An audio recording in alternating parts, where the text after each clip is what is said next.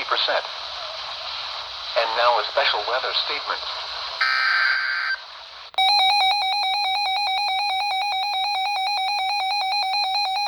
That's the special water statement. A warning.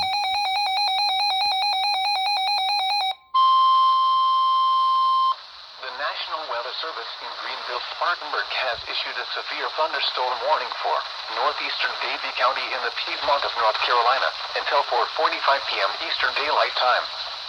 At 4:11 p.m. Eastern Daylight Time, a severe thunderstorm was located 7 miles north of Knoxville, Oregon, 5 miles west of Bermuda Run, moving northeast at 15 miles per hour.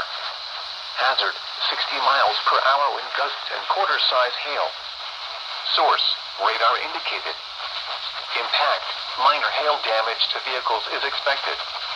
Expect wind damage to trees and power lines. Locations impacted include Bermuda Run and Farmington.